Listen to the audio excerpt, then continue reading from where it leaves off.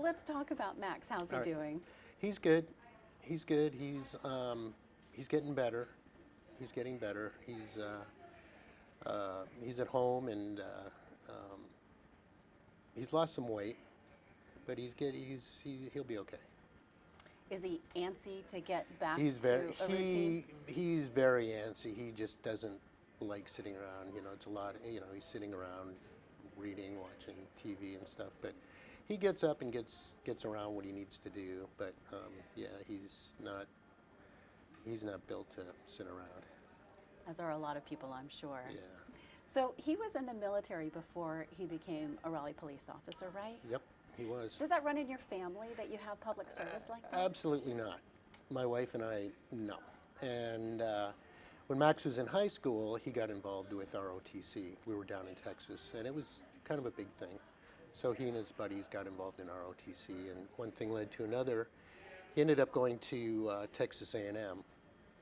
So he was there for 4 years. He did all the military stuff there, everything you can possibly do. And then when he graduated, he was sent to Vicenza, Italy. Mm-hmm. So he was there for a couple of years. Then he went to Germany. So he did about 10 years, 10, 11 years. What did he like about it? Probably not living at home with the parents bugging him anymore and brother and sister. He's adventurous. We're all kind of adventurous. We like to get out and see things, and so. But Max is always, right from the get-go in high school when he got involved with ROTC. He's always wanted to step up and see things, see the world. When he became a police officer, what were your thoughts on that? Did he ask you your opinion on that? No, kids do not ask their parents' opinions, and if they do, they just do the opposite thing. No, I was thrilled. I was thrilled. Very, very happy. You know, it's something I always wanted to do. It just didn't work out. I work in corrections, so I work inside a prison, and Max's younger brother works for the sheriff's department and that kind of thing also. So. Yeah, it was I thought it was great. I've always backed the blue. We all in our family we just have. So when we were pretty happy. We're excited for him.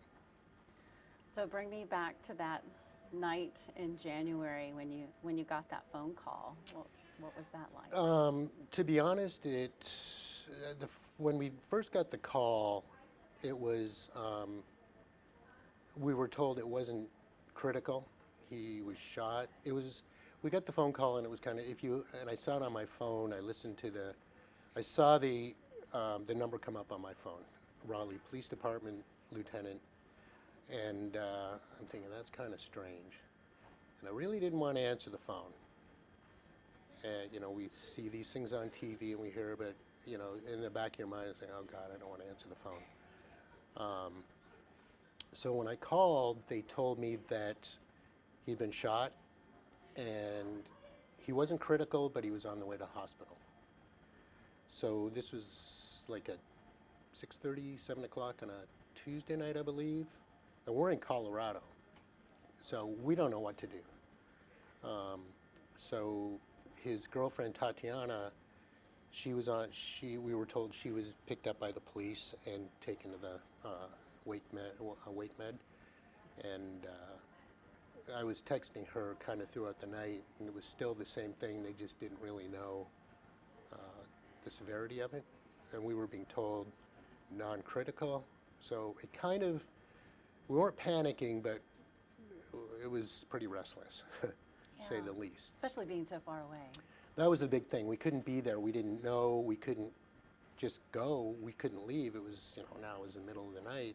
What are we supposed to do? So we had to waited till morning. Then we got the phone call from I believe it was a trauma nurse, which was the worst thing a parent could ever hear. And what did she say? She was pretty blatant. She was pretty, she pulled no punches. And the situation wasn't good, and to start making our way here. So, okay, great. We've got 1,800 miles to cover. What do we do? So the police department cut Tatiana through the police department. She was kind of like the point. She was between us and the police, who made the arrangements. Just give us your information, got us on a plane, went to Chicago, transferred over, and we got in that night. So we were traveling throughout the day. Must have felt like forever. It was. On that flight, we had texting, so we weren't hearing anything really. So it was kind of like, please God, we don't need the phone call, So it was, it was pretty miserable. So. Are you a family of faith? No, but at that point, you just whatever can help, whatever. So. Yeah, you think of things, but I can't, if I sat here and said yes, I'd be lying, but there was, But you start reaching for any kind of hope you can. Oh, yeah, absolutely. Yeah.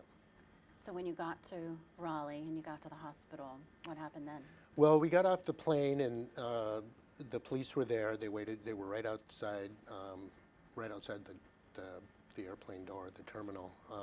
Took us through the airport. We got there, got into Wake Med, which is enormous. We were down and we didn't know where we were going and stuff.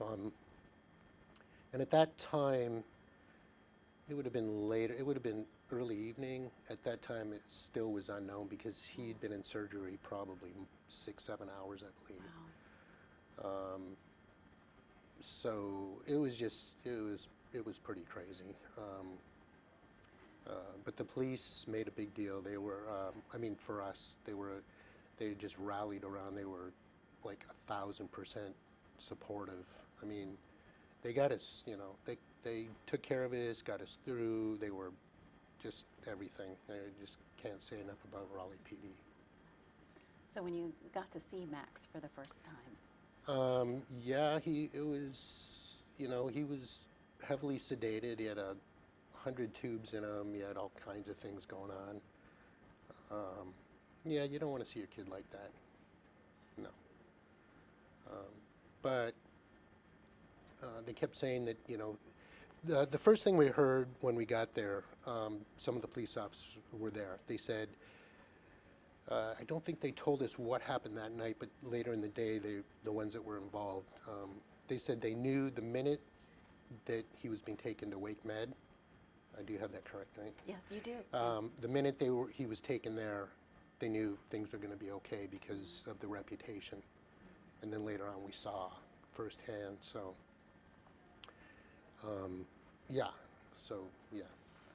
it's I hate to say surreal, but when you see your child like that, it's bad. You just. Did he know you were there? I don't know. I think a couple of days later, would they relieve some of the meds so they could get him to move. He was giving thumbs up and he was hearing. That whole process is pretty bizarre how that happens anyway. But once we could start to see that he was he was acknowledging when they asked him questions, and they shut the drugs off for a minute. I don't think he remembers now us being there. When we talk about it, he doesn't remember us being there. But at the time, it was good for us to see him like that. At least he could respond, move your hands, move your feet, But he was pretty bewildered. So. You must have been relieved. Yeah, at that point. He wasn't out of the woods. We were told that because there was still a lot wrong, a lot that needed to be fixed, and but it got better. We could see it. We saw the way everybody treated him. So you were happy with his treatment, with the Raleigh police. And oh yeah,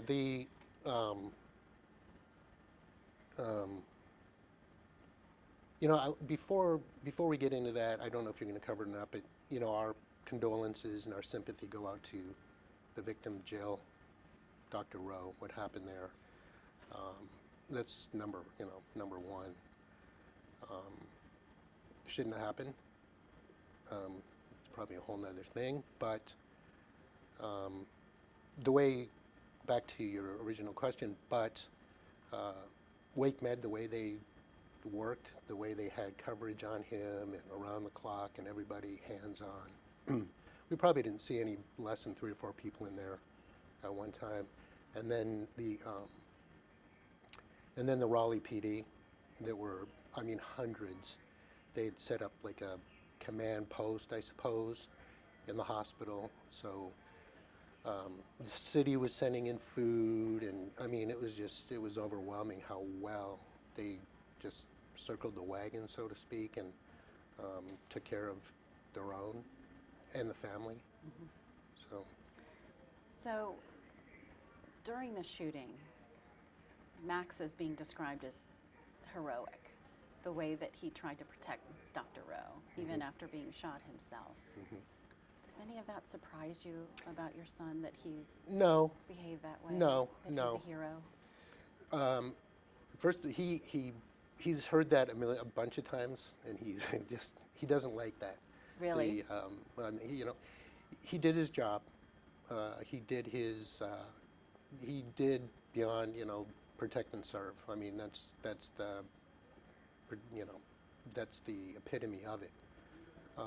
And that's what police officers do, and that's what, even the other officers and SWAT that went in, they risked their own lives also to save Max, or to try to save, the situation in there.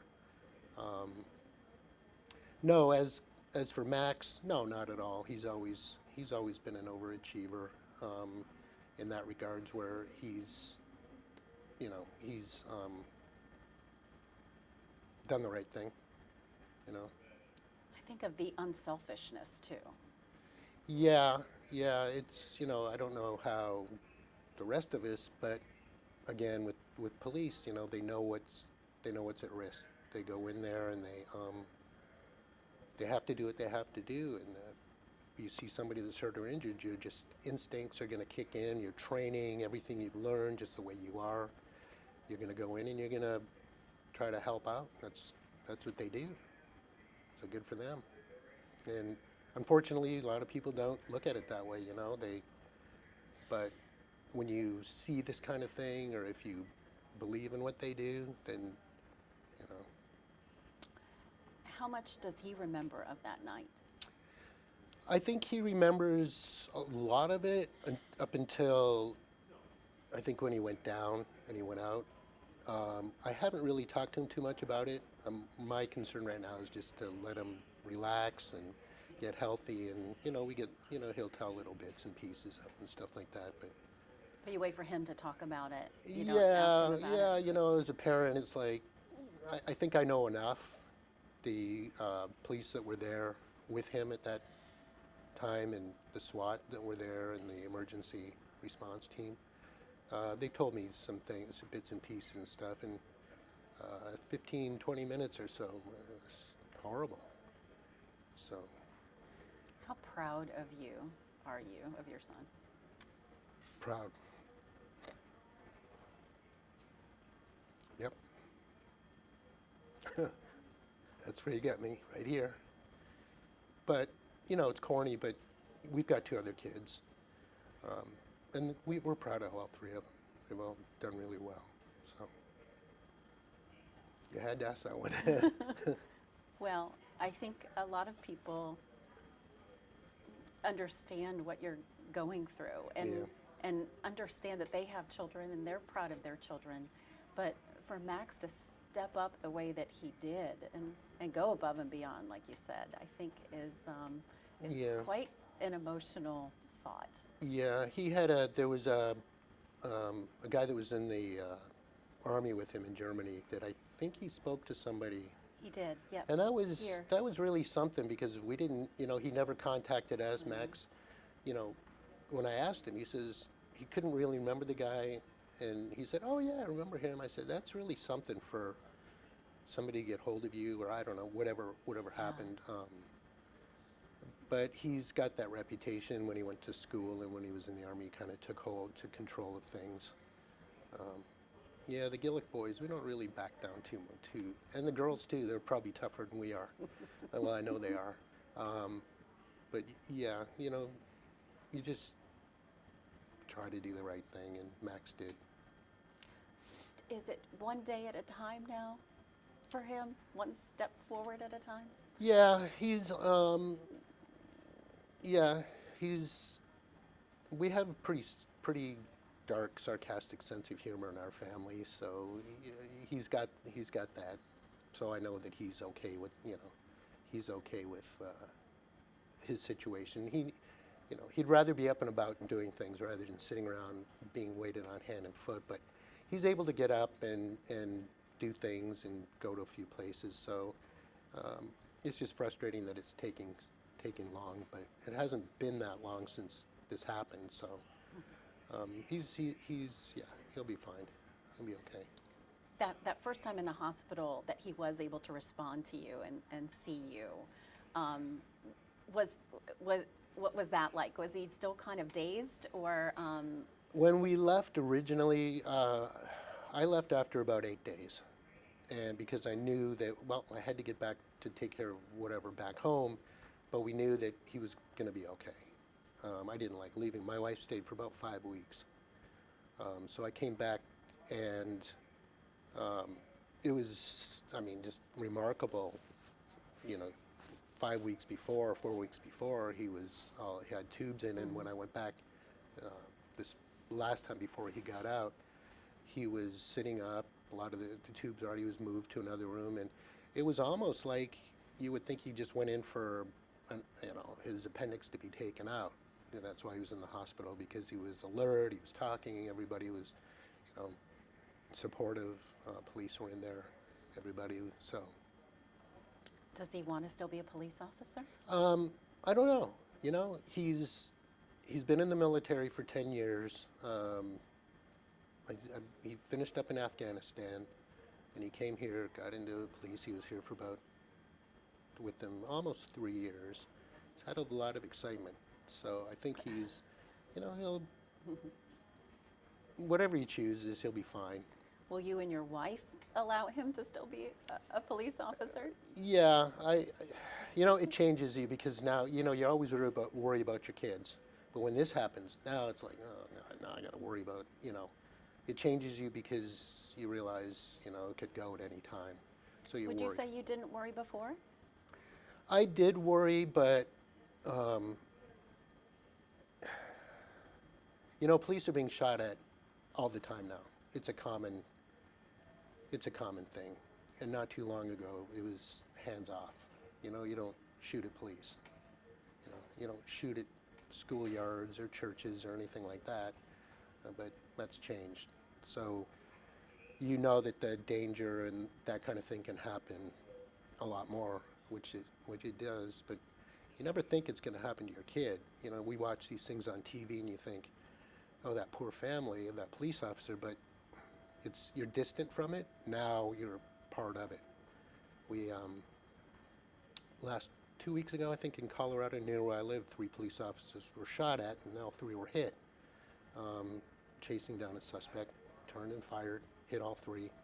They, thank God, they were in the hospital. They survived and they got out. But something like that is like, oh God, here we go. So it dredges that kind of thing up too. But you look at these police departments. We went to his graduation almost 3 years ago, and they're well trained.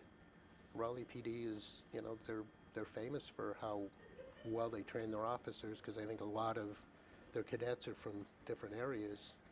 They want to go and learn. So yeah, it's I kind of forgot your original question, but No, that was great. I also wanted to ask you about, you talked about the support at the hospital and the police officers, but what about the community? I understand he's had a lot of cards. Oh yeah, the community, that was that was kind of not the surprising thing, but the city did rally around. Huge. I mean, there were restaurants were sending in gift cards and food. I mean, they were feeding us 3 times a day for first couple weeks we're there. It was almost like, oh God, somebody else had enough already. He got hundreds and hundreds of cards from, I mean, and these weren't just cards people went out and bought and, you know, wrote their name at the bottom. I mean, you open it up and there was like letters in there, and, you know, both sides of the card. I mean, people sat down and they took their time and they thanked him and they talked. I mean, both sides of the cards. It was really something. And the school kids were sending in pictures of police officers and, you know, cartoon coloring them in and sending them in, you know, our hero and things like that. So. Did that brighten his spirits? Oh yeah, yeah. He's still reading them and going through them, and he'll respond. But yeah, that's a big thing, you know. That's a big thing when the community rallies around a police officer that's been injured, because you hear a lot of negative things about the police and stuff. But the community, you know, they did a vigil a couple of nights after over in the neighborhood where it happened, and a big turnout and for support for the victim and for Max. So it was really nice to see. Made a big difference. Yeah. And now the game tonight. Yeah, I'm looking forward to that. Like I told you, it's like anytime there's a hockey game involved, I want to be a part of it. So, and I think that's really cool. I've heard about these benefits with police and firemen. So I'm looking forward to it. I think it's it's just really, really cool they're doing that. Obviously, this is a fundraiser for you, your family, Max, and his medical bills. So what are some of the expenses that you see moving forward that people can help with? I don't really see a lot. I know that, you know, when somebody gets hurt on the job, workman's comp takes over. So, you know, you're not seeing your full paycheck, which is hard to believe. Especially, you know, police officer, fireman, any first responder that gets hurt in the line of duty. You know, they don't get their full paycheck. Workman's comp comes in and helps out. So all these donations help to, you know, help out with, you know, offsetting things, you know, certain things. But it'll be fine. It'll work out. What message would you like to send to the people of our area? My wife and I and our family really appreciate it. That's about all I can muster to say. Yeah, to see them rally around and take care of the police, take care of them, but the city, it just, you know, it's just, I don't know, it's just a strange thing. You don't see that unless you're involved. You don't see or hear about, you know, unless you're right in the middle of it, and then you see everybody gather around. That's pretty cool, because otherwise you don't see it. And if you get the chance, don't see it. Yeah, understood. Well, welcome to Raleigh, because that's how people respond here. I mean, that doesn't surprise me at all to hear about the response that you received. Yep. People are very generous here. Oh, we saw it. Believe me, we saw it. We still see it. So we appreciate it, and we thank the city and Wake Med and Raleigh Police Department. Yep. Okay.